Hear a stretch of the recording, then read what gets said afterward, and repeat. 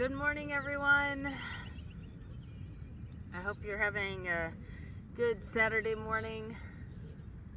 I am. We had tons and tons of rain yesterday, all through the night. Everything is soaked, but it's going to be clear today and tomorrow, so that's great for hopefully getting stuff done. We're just going to get a little muddy doing it. The pigs are very excited about eating breakfast today. It being a little bit more muddy makes it the feeding just a bit harder, so they're all fighting over one little space today instead of getting it spread out. So not ideal, but this way they get all the food.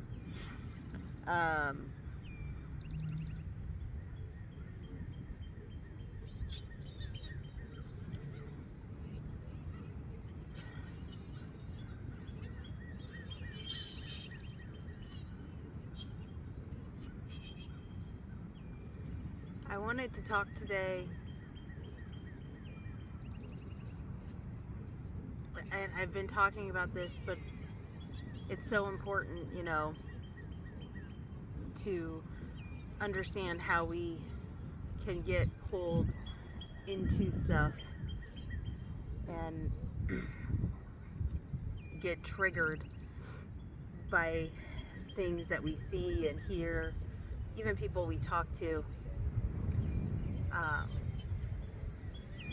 And this morning I was very triggered by a meme. I really delved into why is this triggering me so bad, and can I see it from this other person's perspective? And I did, but it still bothered me because it was something that I'm sort of, I don't know if passionate about is the right word, but I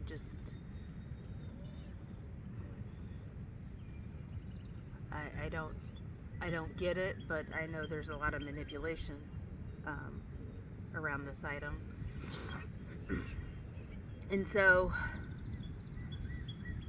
I maintained not responding directly to the person because I really feel like everybody is entitled to their opinions and stuff, but at the same time, like, that doesn't mean I'm not either. But I kind of didn't do anything, held off, and then the universe kind of gave me a nudge, like, no, you need to say something about this. And so I did. And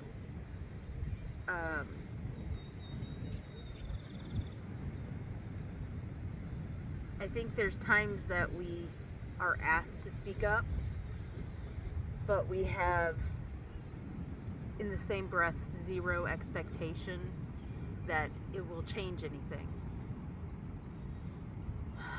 It's a seed that's laying on the ground or in the ground, and it may or may not grow.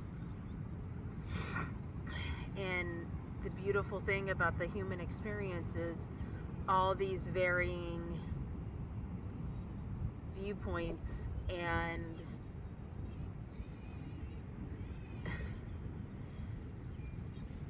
ideas,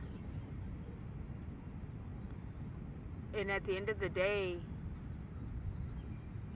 it's not the point to convince somebody of what I think. It's just to share another idea.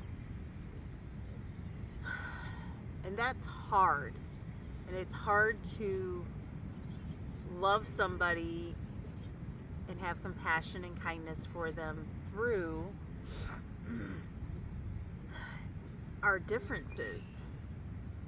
But that's really what we're being asked to do. And it's very hard.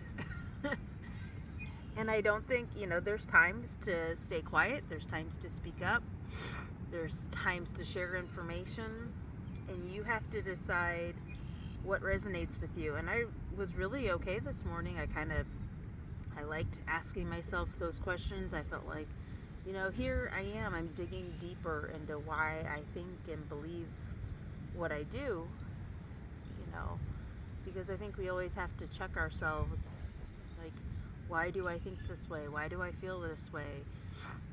Is this programming? Is this indoctrination? Is this something I'm carrying with me from childhood? Is this something I came in with? And then going, well, what am I going to do with it? Am I going to change my opinion? I haven't seen anything to convince my opinion otherwise. Is there some history that should change my opinion? No. Okay. And I just kept going through and asking myself some questions, and then I did the much harder task of trying to see it from this other person's perspective. And that was difficult. And I don't know everything. And if I could be assured of an honest conversation and not a argument, but I have found, especially online, that people don't generally, when I have conversations, they just want to convince you that their viewpoint is right. That it's not an exchange of ideas per se. So I did what was comfortable and right for me. I took the little nudge from the universe when it was given. And I feel better for it this morning.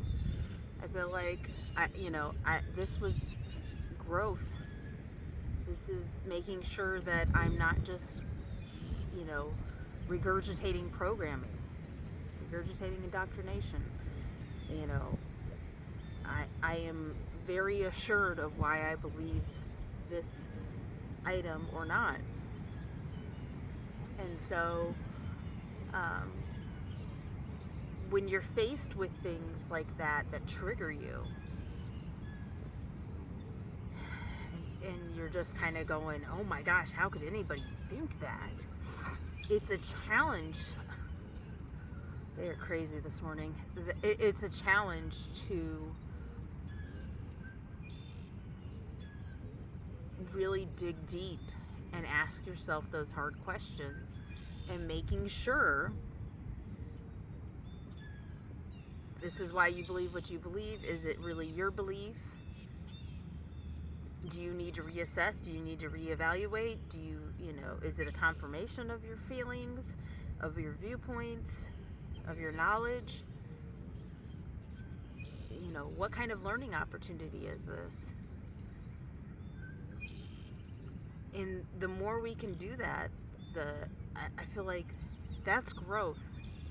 Because there's going to be times that I'm going to be triggered, and I'm going to go, ooh, that's triggering me. Why is that triggering me? And I'm going to ask my questions, and it's going to completely turn my world upside down. And that's happened. I can't, of course, think of an example right this moment.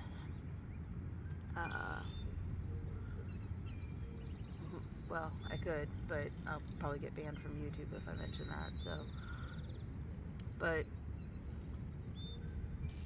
anything, the first gut reaction is going to be always cognitive dissonance, where when you're triggered and you're challenged, you go, your ego and all the conditioning and all the patterns and stuff are going to try to confirm what you already believe.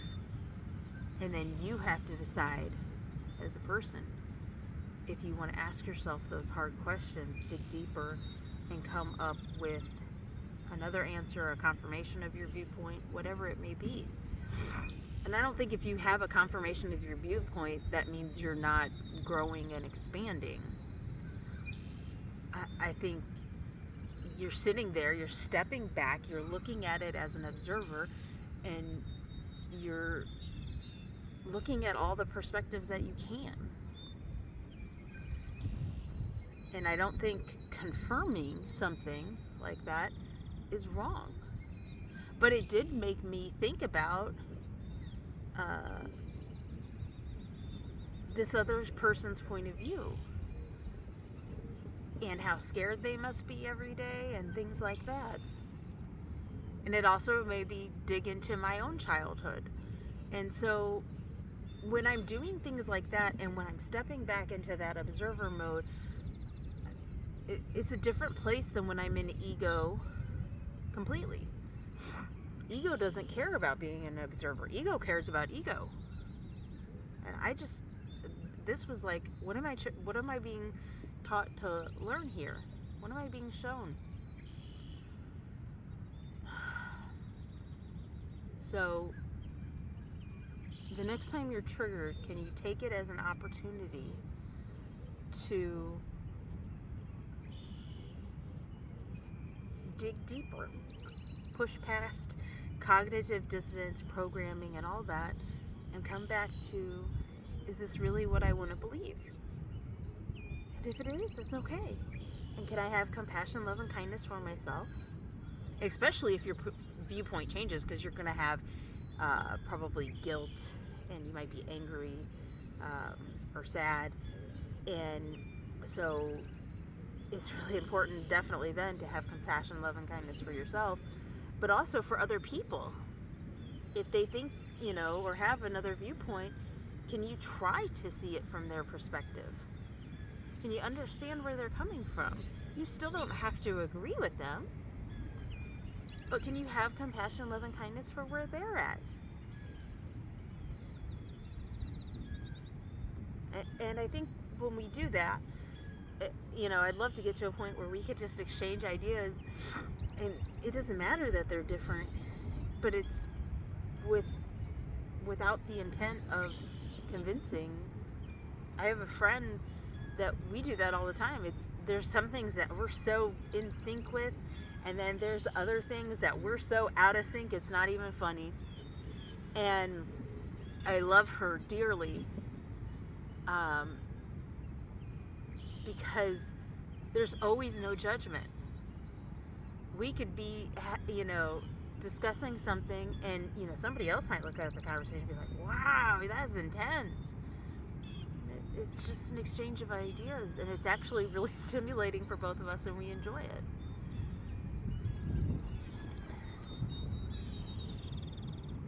So push past those triggers, ask the big questions, and then let love flourish. That's the challenge.